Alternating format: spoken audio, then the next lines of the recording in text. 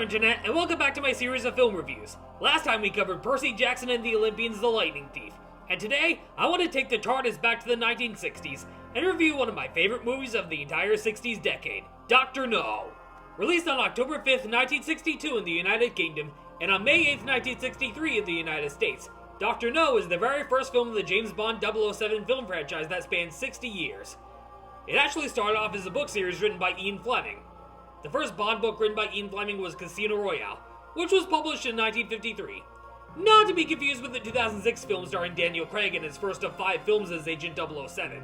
I've never actually read the books, but from what I've gathered, the movies are almost nothing like the books. This movie stars Sean Connery as Mr. Bond. James Bond. This introduction has been a staple of the film series for years, and it's in literally every movie from Dr. No to No Time to Die. Same with his vodka martinis, shaken not stirred, gadgets supplied to him by Q, getting hooked with a random girl who he meets on one of his missions, with some of them having overly sexual names like Pussy Galore, or Holly Goodhead, or Xenia Onatop, and of course, Octopussy, the namesake of the 1983 film Octopussy starring Roger Moore. In this movie, the main girl that Bond hooks up with is Honey Rider, played by Ursula Andress. Fun fact, while Ursula Andress is the most iconic Bond girl in the entire franchise, her character's voice was actually dubbed over because Ursula Andress spoke with a heavy Swiss-German accent that American audiences probably would have had a hard time understanding. So they hired Nikki van der Zyl to dub her voice. If you ask me, that's about as bad as having Gilbert Gottfried dub over Robin Williams in Good Will Hunting, or having Willem Dafoe dub over Jim Carrey in the Sonic the Hedgehog movies. Now, it would be amusing to hear Willem Dafoe try to make a convincing Dr. Robotnik. But back in 1962 with Dr. No, the production team did what they had to do with Ursula Andress' voice. Another example is Gert Frobe as Goldfinger in the 1964 film of the same name. Gert Frobe was a German actor who spoke very little English, so his voice was dubbed for a good majority of the movie. That is definitely one of the best examples of dubbing in film history. But anyway, back to business. We have Joseph Wiseman as the titular Dr. No, a member of the evil organization Spectre. Basically, Organization 13 from Kingdom Hearts, but with power-hungry sumbitches who want to take over the world. You may be wondering what Spectre stands for. Well, to answer your question... I'm a member of Spectre. Spectre? Spectre.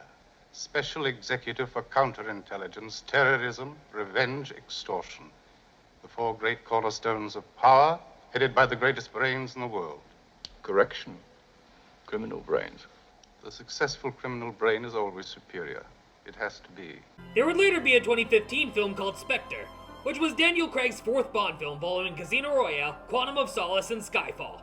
Skyfall is actually my personal favorite Daniel Craig Bond film because it was the first one I ever saw at the theater. For those of you who don't know, I am a sucker for 1960s cinema. I always have been, ever since I watched Mary Poppins as a kid. Dr. No is definitely among my top favorite 1960s films, next to West Side Story, Psycho, Goldfinger, The Graduate, The Sound of Music, and Mary Poppins. There's still plenty that I have yet to see, like Breakfast at Tiffany's, and a bunch of 50s, 40s, and 30s movies. But I want to primarily focus on this important piece of cinema. Dr. No was directed by Terrence Young and produced by Harry Saltzman and Albert R. Broccoli. This movie starts off with the iconic 007 theme, and the gun barrel sequence where Bond walks to the center of the screen and fires his Walther PPK at the camera and a red trickle goes down the screen. This sequence is how every single film starts off. But in the case of Quantum of Solace and Skyfall, it appears at the end. These movies are known for their stylized opening credit sequences and excellent song choices, from Shirley Bassey's Goldfinger to Adele's Skyfall to Billie Eilish's No Time to Die. Well, mostly excellent. Some of them I can't even stand, like the song they used in Quantum of Solace, or The Man with the Golden Gun, or View to a Kill. The primary setting of Dr. No is Jamaica, and our first encounter with trouble involves 3 blind mice murdering an MI6 operative named John Strangways. They even go in looking for files on the island of Crab Key, and even on Dr. No himself. We then cut to a casino in London where we get our iconic introduction from Bond, James Bond, playing a card game while he spends the first slew of movies smoking cigarettes because clearly nobody in the 60s gave 2 fucks about the dangers of smoking cigarettes and how they're harmful to your lungs and often result in lasting health problems. Even Sonic said so in a Sonic Says segment. Give me my smokes! Smoking's bad for you, you know. No, it's not. Try it. Whoa, little bro. That smoke will make you choke. It doesn't make me... Smoking is for dumbbots. It's bad for your health And it stains your teeth, so don't be a fool. Smoking isn't cool. How Agent 007 didn't end up in the hospital after heavy smoking, I haven't a fucking clue. But then again, smoking cigarettes was not uncommon in this era. It was right around the Pierce Brosnan era where Bond quit smoking for good. But he certainly didn't stop drinking his vodka martinis over the years. He should really be seeing a doctor about his smoking habits. He'll thank me later. But then again, I wasn't even born when this movie came out, so I am unable to travel back in time and tell him that smoking so much across many years and many movies is a bad idea. But anyway, let's move on. Another thing about Bond that didn't age well over the years is how he hooks up with many girls, how he can go a little too far when it comes to hooking up with them. Despite Sean Connery being my favorite Bond, there were several things about his movies that didn't age well at all, and this is one of them. We then cut to Bond expertly throwing his hat onto a rack that must have taken him a lot of takes to get right. Then we see one of the main cast across almost every movie, Miss Moneypenny. Moneypenny is the secretary to M, and she's played by Lois Maxwell from Dr. No all the way to A View to a Kill. Miss Moneypenny would later be portrayed by Caroline Bliss in The Living Daylights and License to Kill, Samantha Bond in Pierce Brosnan's films, and Naomi Harris in Skyfall, Spectre, and No Time to Die. M is the head of the British Secret Service, and he's portrayed by Bernard Lee from Dr. No to Moonraker, Robert Brown from Octopussy to License to Kill, and was portrayed by Judi Dench from GoldenEye to Skyfall. And following Judi Dench's death at the very end of Skyfall, the title of M is then handed over to Ralph Fiennes, who most famously portrayed Lord Voldemort in the Harry Potter series of films, and the sumbitch who cooks a cheeseburger for Anya Taylor-Joy before letting a restaurant ablaze in the menu. M sends Bond to Jamaica to investigate Strangway's death to determine if it's related to his involvement with the CIA, or if it has anything to do with the destruction of rocket launches out of Cape Canaveral via radio jamming. But before he gets on the plane to Jamaica, he's issued his signature pistol, the Walther PPK, and when he gets there, he's greeted by a taxi driver who's actually an enemy agent sent out to kill him. And what's the best way to not give away any secrets during an interrogation from Bond, you may ask? By biting into a cigarette laced with cyanide and dying from suicide. After a visit to government headquarters, Bond asks to set up a meeting with those who saw Strangways last, including another minor antagonist, Professor Dent, played by Anthony Dawson. Anthony Dawson would then portray the head of Spectre, Ernst Stavro Blofeld, in From Russia with Love and Thunderball, in which his face is unseen, and he keeps petting a white cat. We don't see his face until You Only Live Twice, where he is portrayed by Donald Pleasance. Ernst Stavro Blofeld would then be portrayed by Telly Savalas in On Her Majesty's Secret Service, Charles Gray in Diamonds Are Forever, and Christoph Waltz in Spectre and No Time to Die. Bond then visits Strangway's house, and he sees a photo of Strangways himself and Quarrel, who would later become an ally to Bond. Quarrel is portrayed by John Kitzmiller. Quarrel is aiding the CIA in the Strangways investigation, along with one of Bond's best allies, Felix Leiter. In Dr. No, Felix Leiter is portrayed by Jack Lord. He would then be portrayed by Cease Linder in Goldfinger, Rick Van Nutter in Thunderball, Norman Burton in Diamonds Are Forever, David Hedison in Live and Let Die and License to Kill, John Terry in The Living Daylights, and Jeffrey Wright in Casino Royale, Quantum of Solace, and No Time to Die. Bond learns from Felix that the radio jamming was traced to Jamaica, and Strangways was trying to pinpoint its exact location. And before his death, he and Quarrel were collecting samples from the island of Crab Key, a forbidden island that no one is allowed to go to. Bond then visits Dent, who inquires about the Crab Key samples, but Bond becomes suspicious of his answers as Dent claims that they're normal. Dent then travels to Crab Key as he is tasked by a then unknown voice to kill Bond by putting a tarantula in his bedroom. Fun fact about the spider scene: Sean Connery was scared to death of spiders, and the shot of the spider in his bed was done with a sheet of glass between him and the spider, which can be seen in one shot in the movie. When this didn't look realistic enough, additional close-up scenes were reshot with stuntman Bob Simmons. Simmons reported that the tarantula crawling over Bond was the scariest stunt he had ever performed. Don't worry, Sean, I'd be scared too.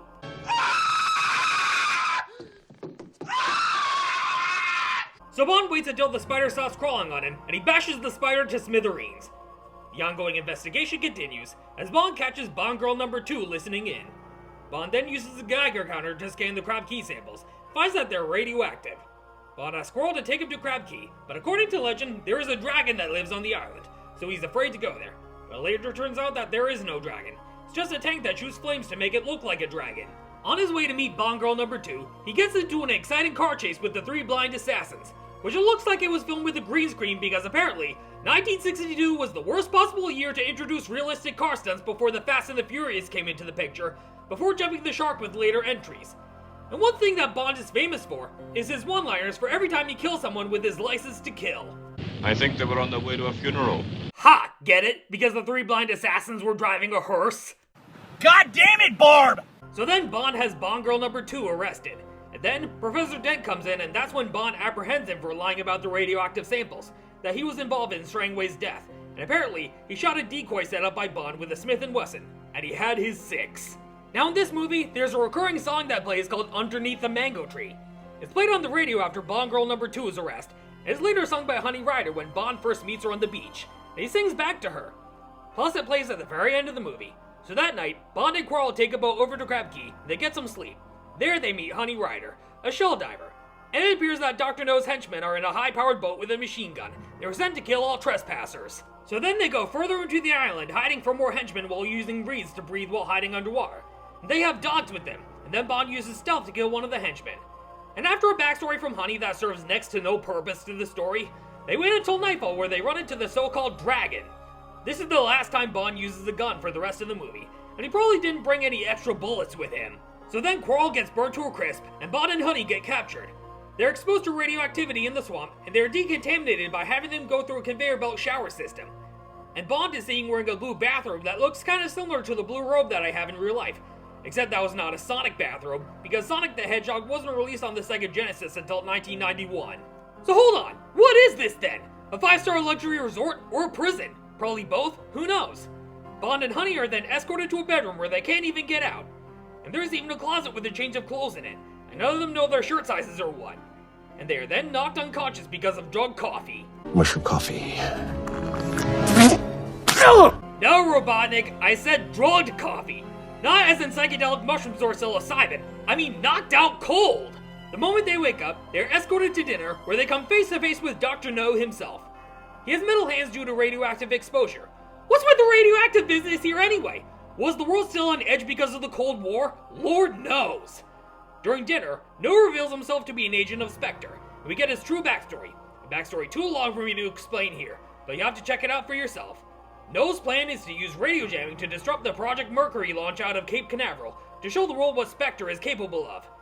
And when Bond refuses to join Spectre, Honey is taken away, and Bond is then beaten and taken into solitary confinement, just after No calls him a stupid policeman whose luck has run out.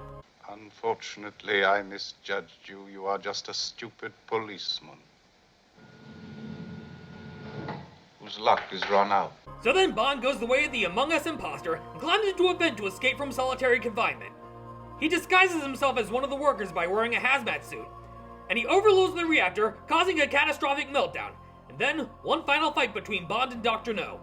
Dr. No then drowns into the reactor due to his metal hands.